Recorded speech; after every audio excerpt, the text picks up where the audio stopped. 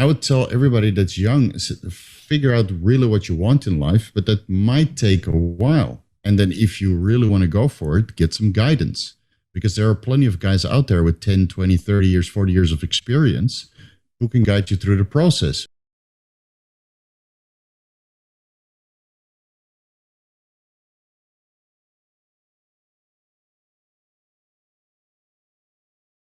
Hey man, I'm real curious about this because whenever I'm on social media and I see like especially on fucking TikTok, man, especially on TikTok, I be seeing some kids with pages and they're like 18 and they've already hopped on, or 19 or fucking 21 and they've only been lifting for 2 years. I'm just wondering, like, from what you've seen, what you've experienced, is there, first off, something that younger individuals need to watch out for? Because I feel like when you're so young and you're developing and all of these things are going crazy in your body as far as puberty and you're growing, that's not necessarily the place to add in all this pharmacology and chemistry. I feel like, No, yeah, like I highly agree. what do they need to be watching out for? Because like it just doesn't seem smart well, it's not smart, but like what do they need to be paying attention to? Well, they need to accomplish a few things in life. And one of them is kind of figuring out who they are as a person. Right. So if you're very clear what you want, okay, I want to be a pro.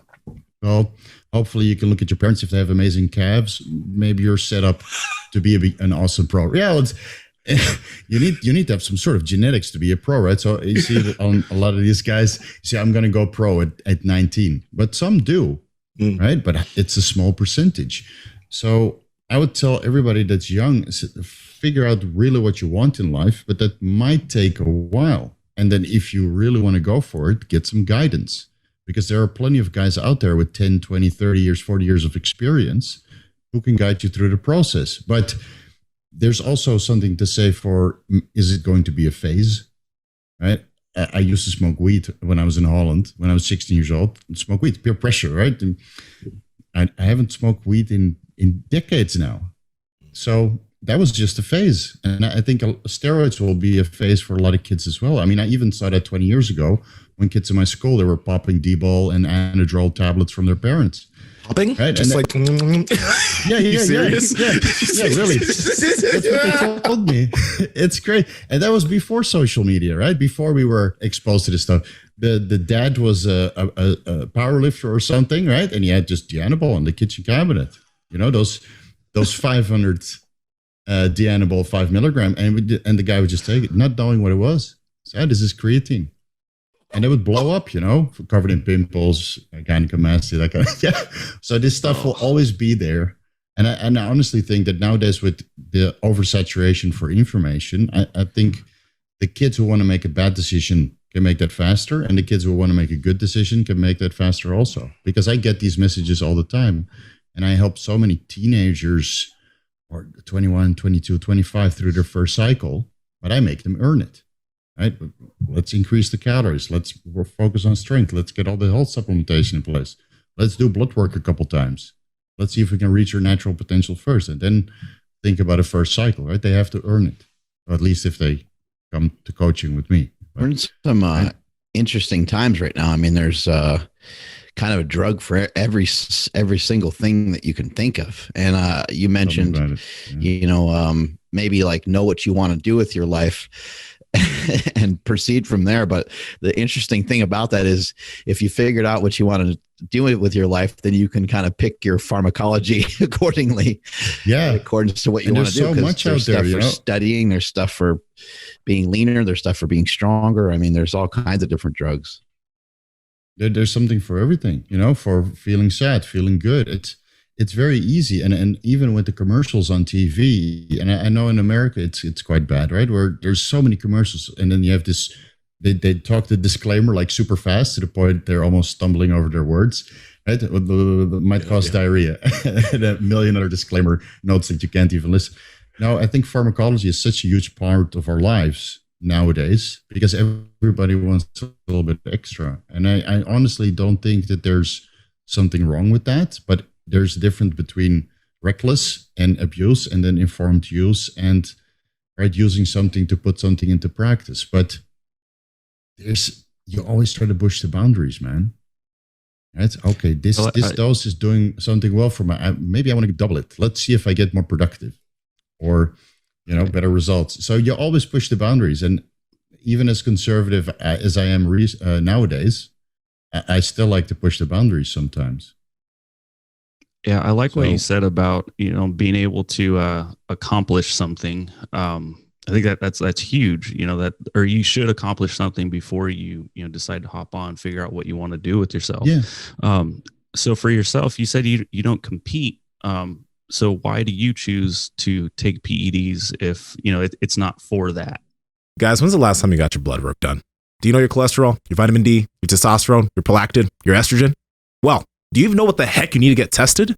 That's why we've partnered with Merrick Health, and we've also talked to industry experts who gave us a list of 26 different panels for men and women that'll be the ideal panels for you to get done so you know how to deal with your health.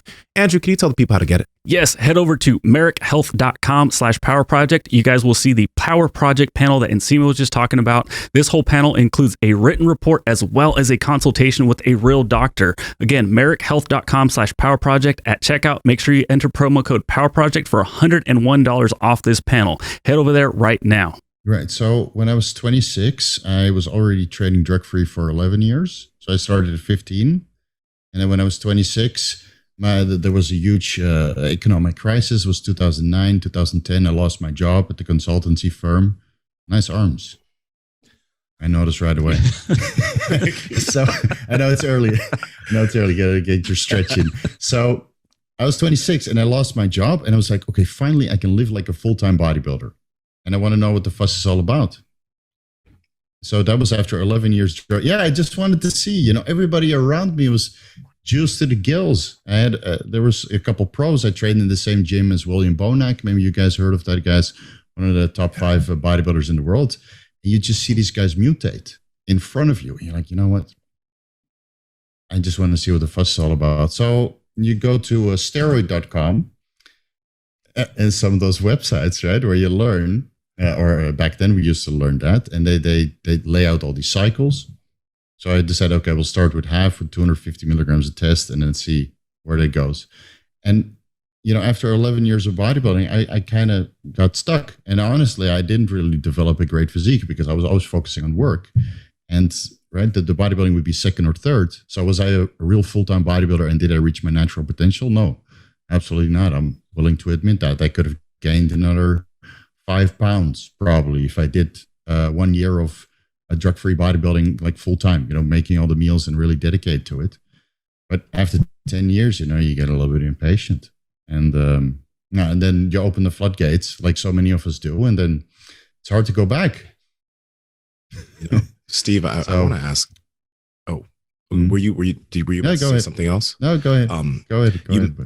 You mentioned the idea of natural potential a few times, and we've had this conversation a few times on the podcast, because what I've been seeing on social media recently is all these, like, again, young cats, they're making these videos and they're saying stuff like, oh yeah, well, you typically are going to reach your natural potential in 3 years or 2 or 3 years of hard training. There's really not much you can do after that. And what is your thoughts on that? Because no matter what, like, I've been training for like 15 years now, and I've still over the years been able to make subtle gains and subtle changes in my physique. Like, I got a DEXA scan done 2 years ago, and today I've managed to gain about almost 2 pounds of lean body mass, which is good, right? So this whole idea that 3 years that you're going to reach your natural potential, what do people, especially young kids, what do they need to be thinking about when it comes to reaching their natural potential? Well, how long does it take to get an education? It takes a little bit longer than that. And if you want to be a doctor, it takes 10 years. And then you have your internship and residency and all that stuff, right?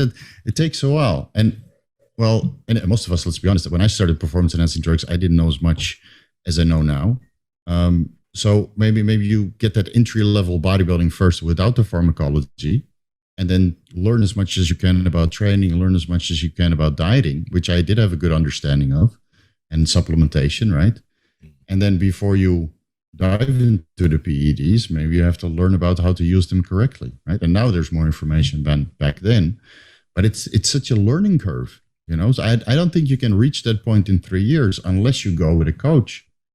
right? Then you get the guidance, and then you still have to go through the experimentation process. But how many kids are financially secure enough to do the blood work and hire a coach and do all the extra testing, right? The genetic analysis. I didn't have the money at 26. I have it now, but now I'm part of the fitness industry.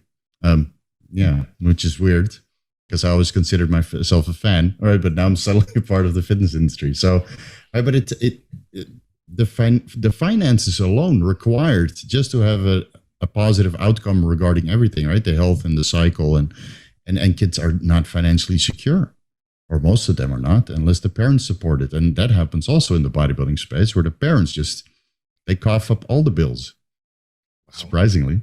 Yeah. And then they later on those kids turn pro, get sponsors, but again, you only hear about the ones that are successful, and the kids that like the kids that were around me that ended up nowhere in the fitness industry. Nobody hears about them, so you only hear about the success stories. So you create a little bit of a false perception of what is possible, because I see people fail all the time in the fitness industry. Yeah.